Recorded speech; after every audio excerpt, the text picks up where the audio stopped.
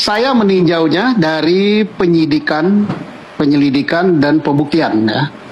Pertama, orang ini berada di situ karena dia seorang musafir berjalan, kemudian jaraknya dan dia sedang berhenti untuk makan karena dapat pemberian makan gitu di jalan, berhenti di jembatan layang itu. Jaraknya dekat sekali dengan tempat kejadian, ukurannya tidak sampai 10 meter gitu. Nah, kemudian dia melihat persis, waktunya juga sama, kondisi cuacanya juga sama, hujan. Dia melihat, setelah melihat, kemudian dia menghampiri tempat itu. Dan kesaksiannya bisa dikonfrontir dengan kesaksian Oki dan Yayan. Karena Uki dan Yayan itu adalah orang bengkel yang dilapori oleh orang yang melihat naik sepeda motor memberitahu di situ ada kecelakaan. Oki dan Yayan datang ke lokasi kecelakaan itu naik sepeda motor melawan arah, dan betul keterangan daripada Adi ada orang naik motor berlawanan arah. Kemudian dia tidak berbuat apa-apa, hanya nunggui jenazah dan sepeda motor dan helm di situ, belum bisa berbuat apa-apa sampai dengan tidak lama antara itu polisi datang. Nah, polisi datang, kemudian dia diminta juga bantu untuk naikkan orang itu ke atas sepeda motor. Sayangnya, polisi tidak mencatat si Yayan, tidak mencatat juga Oki, tidak mencatat juga nama si Adi ini untuk jadi saksi. Nah, mungkin ini sangat dimaklumi tidak mencatat karena dia melihat kecelakaan dan polisi dilapori juga kecelakaan lalu lintas tunggal, sehingga yang dijadikan saksi oleh polisi mungkin bukan orang-orang ini.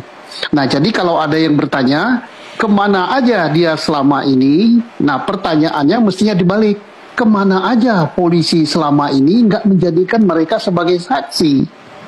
Karena tugas polisi begitu ada kejadian dia mencatat orang yang di sekitar itu, siapa nama Anda, alamat di mana, diminta KTP dan sebagainya, kepentingannya untuk suatu saat kalau dia menjadi saksi. Bukan kalau ada, soalnya ada petinggi polisi, pensiunan polisi atau apa yang nanyakan, loh kok bermunculan selama ini kemana saja? Nah, terbalik pertanyaannya. Loh kok selama ini polisinya 8 tahun kemana aja, nggak nyari mereka saksi. Nah, karena apa? Orang tidak akan menonjolkan diri jadi saksi. Nah, saksi daripada si Adi ini diperkuat oleh kesaksian Oki, kesaksian Yayan, kemudian diperkuat juga oleh kesaksian Mega dan Eki, dan kesaksian Mega dan Eki ini bisa diperkuat lagi dengan alat bukti saintifik berupa BBM message atau apa itu pada waktu itu dari HP-nya Pina ke HP-nya Mega yang menunjukkan tempus deliktinya bersamaan yang ditemukan oleh pengacaranya, yaitu Pak Partogi, yaitu pada jam 22:14:10. Halo sahabat, berjumpa lagi. Jadi kali ini kembali saya bahas kasus Pina Cirebon ya. Yang saya beri judul, nampaknya tebakan saya tentang saksi musafir Adi betul adanya. Sekali lagi, tebakan saya tentang saksi musafir Adi betul adanya. Jadi kemarin saksi musafir Adi muncul lagi di channel Kang Deddy Mulyadi. Ya, muncul lagi dia. Saya pun berpikir ternyata masih ada dia, kan gitu, musafir ini. Karena seperti di PT-PT saya sebelumnya, musafir ini ya atau Adi ini ya itu berubah-ubah kesaksiannya, berubah-ubah ya, tidak tetap pada pendirian. Namun netizen itu tidak memperhatikan. Ya, kalau kalian jeli, keterangan kesaksian musafir ini berubah-ubah. Ya, yang saya lihat beberapa kali podcast atau beberapa kali di channel Kang Deddy, itu sudah 4 versi loh. 4 versi yang berubah-ubah keterangan dia. Jadi gini, versi yang pertama, ya, versi yang pertama, dia berada di playover Talun. Ya, kemudian si musafir ini, Pak Adi ini melihat Eki dan Pina jatuh, tabrakan jatuh, ya kan? Setelah itu dari arah Eki dan Pina datang satu sepeda motor berhenti. Kemudian dari arah dia datang 2 orang. Nah, kemudian dia dan 2 orang itu bertiga nyebrang jalan ke arah posisi Eki dan Pina jatuh. Jadi sekarang di tempat Eki dan Pina jatuh ada 4 orang termasuk dia.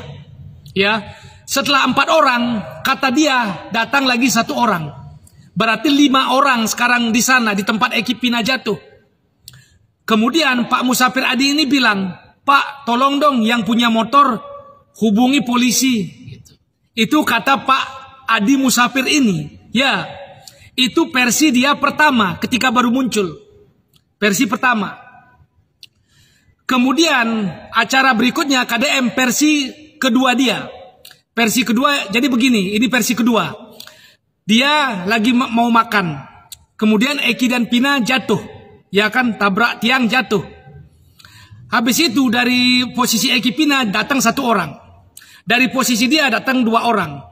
Nyebranglah dia bertiga dengan orang itu.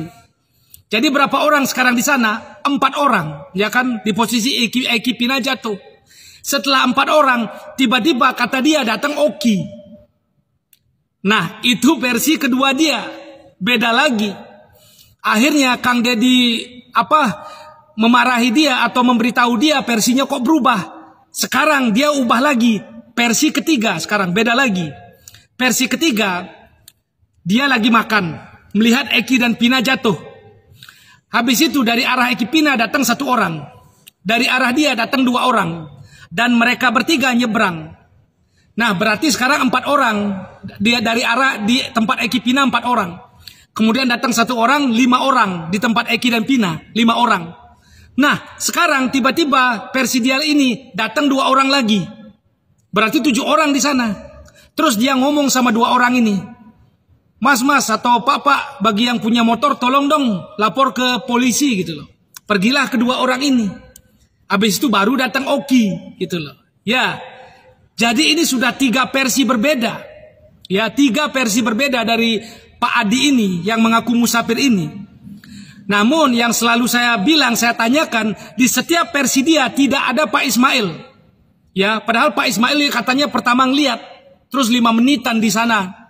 Memandang Eki dan Pina terbaring. Tapi nggak ada dalam cerita Pak Musafir ini Pak Ismail. Ya, nggak ada.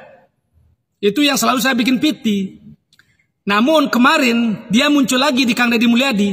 Katanya dengan cerita begini penyidik dia daya ingatnya kuat gitu. Nah sekarang ini versi dia keempat. Dia lagi makan. Tiba-tiba melihat Eki dan Pina jatuh. Tabrak tiang. Habis itu sekarang tiba-tiba dia melihat orang boncengan berhenti sebentar, ngelihatin Eki dan Pina. Kemudian orang itu pergi. Jadi mungkin dalam pandangannya itu adalah Ismail dan si Purnomo. Ya. Jadi sekarang tiba-tiba versi terakhir ini ada Ismail dan Purnomo.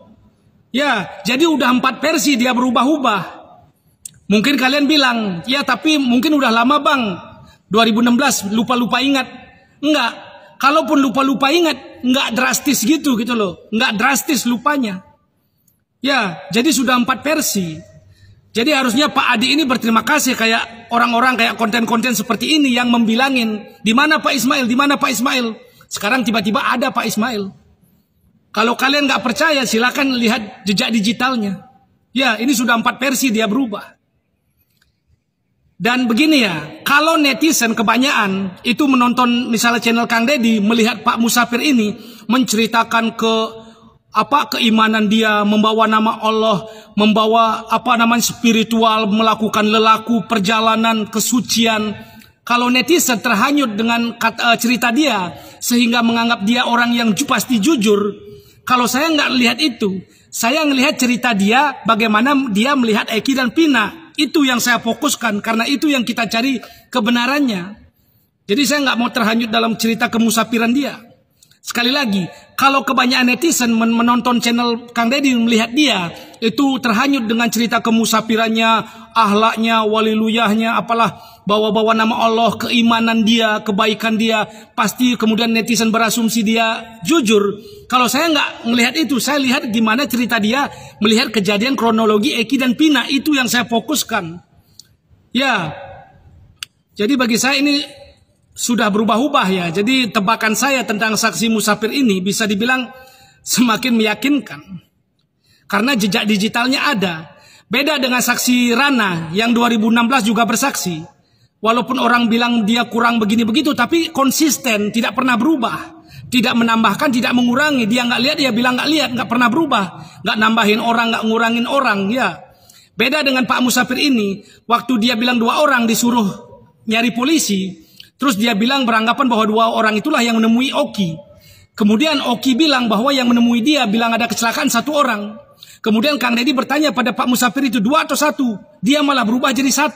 2 atau 1? 1 Pak. 2 atau 1? 1 Pak. Jadi jelas bagi saya saksi ini udah, mohon maaf, bagi saya udah sangat meragukan ya. Tapi kalau untuk mengkonter Aep yang juga nggak punya barang bukti ya sah-sah saja. Tapi sekali lagi bahwa tebakan saya tentang Bapak Adi ini betul, ya. Itu aja, terima kasih.